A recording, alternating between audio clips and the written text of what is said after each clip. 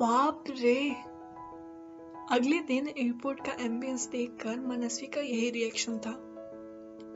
पहली ही flight miss ना हो जाए इस डर में वो 2 घंटे पहले एयरपोर्ट आ चुकी थी। सिर्फ यही नहीं, मैडम को विंडो सीट चाहिए थी और इतना तो पता ही था मैडम को कि विंडो सीट लोग पहले ही ले लेते हैं, तो जल्दी आने का एक रीजन ये भी था। बैगेज अलाउंस के बाद अपना बोर्डिंग पास लेकर अब एयरपोर्ट का टूर कर रही थी।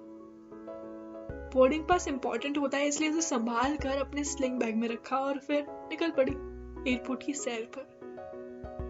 It was such an experience for her. पहले यूं ही हर आउटलेट पे घूमी और फिर बैठ के आराम से पिज्जा खाया, जबकि मैडम का पेट भरा हुआ था।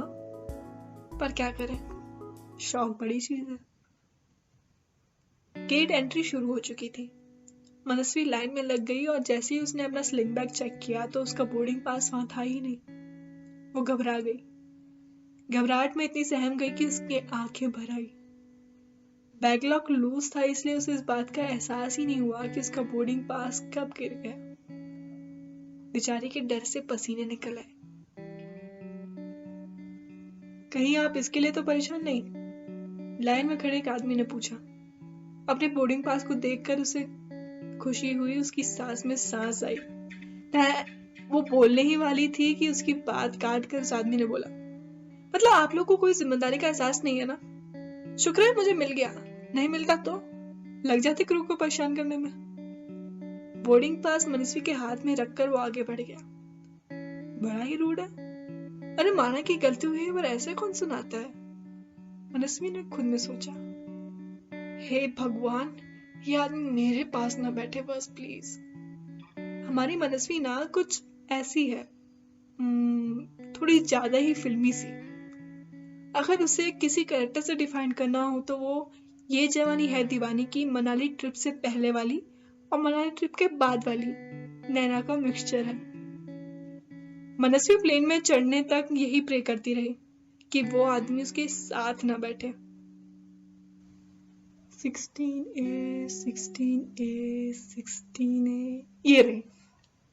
मनस्वी ने जैसे ही सीट की ओर देखा तो बीच वाली सीट पर वही बैठा हुआ था। मतलब क्या चाह रहे हो भगवान, अब पूरी फ्लाइट मूड ऑफ रहेगा।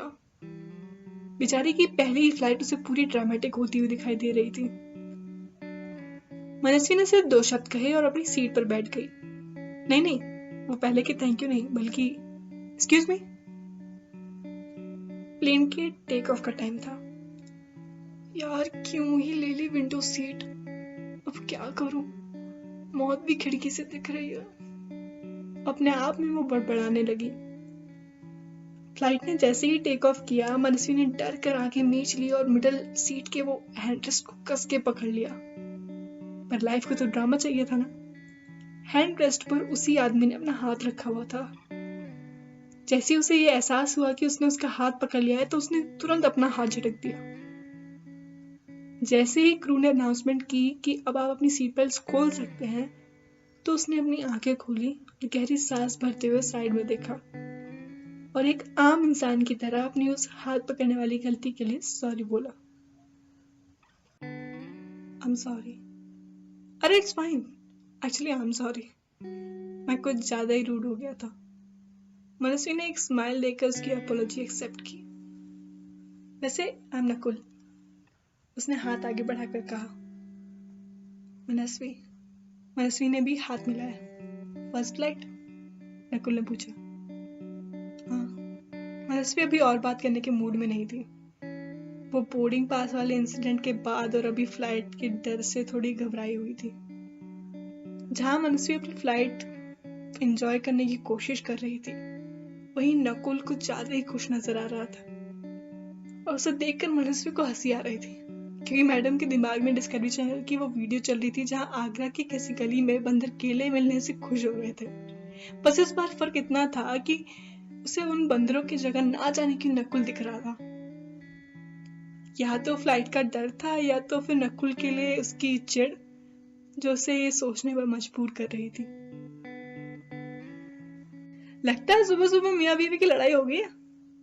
आयल सीट पर बैठे तकरीबन 40 साल के इंसान ने ना जाने क्या सोचकर नकुल को ये बोला, और ये सुनते ही नकुल और मनस्वी एक साथ चिल्लाकर कहा, व्हाट? नो।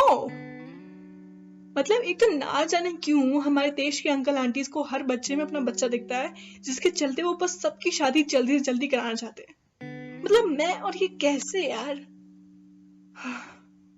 मनस्वी ने खुद में गुस्से में सोचा।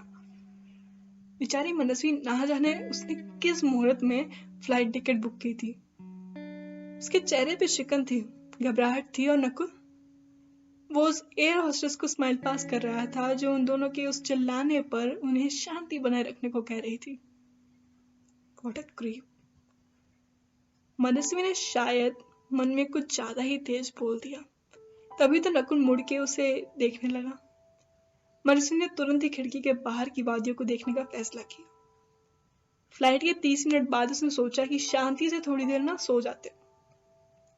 ये नकुल किसी पुराने क्रिकेट मैच की हाइलाइट्स देखकर खुशी से चिल्लाया। फिर रियलाइज हुआ कहीं है तो चारों तरफ देखकर सॉरी सॉरी का जाप करने लगा। पलट के मनस्वी को देखा तो शौक में बेचारी की भौहें चढ़ी हुई थी, आंखें लाल थी। अब हो भी क्यों ना। जब किसी को कच्ची नींद से यूं चिल्ला के उठा दोगे तो और क्या ही होगा। सॉरी, नकुल ने हंसते हुए कहा। उसकी हंसी देखकर मनस्वी का शौक गुस्से में बदल गया। चिड़चिड़ाहट में मन ही मन में गाली देती रही, उसे कोसती रही। हे भगवान, आज एक ही दिन में कितनी बार आपको याद करने की वजह दोगे? देखो, माना कि बॉलीवुड मूवीज में बहुत कहते हैं कि ये दुनिया बहुत छोटी है, तो कब आपकी किसी से फिर मुलाकात हो जाए ये आप खुद नहीं जानते। शायद ये सच भी है, पर मुझ पर ये एक कृपा कर दो कि ये इंसान मुझे कहीं ना मिले, गलती से भी नहीं, कभी नहीं। जैसे तैसे बेचारी ने प्लेन के मुंबई लैंड होने तक खुद के गुस्से को कंट्रोल किया। फ्लाइट लैंड होती ही कैबिन से अपना बैग निकाला और नकुल से दूर हटके बस चली गई। बैगेज कलेक्ट किया, एयरपोर्ट से बाहर आई तो वहां कंपनी की कैब उसका वेट कर रही थी। कैब में बैठते ही इस बात की खुशी नहीं मनाई कि फाइनली अब मुंबई पहुंच गई है, अब बस काम और कमाई, बल्कि कैब में बैठते ही लंबी आह भर के बोली, बस अब वो अपने रास्ते, मैं अपने रास्ते।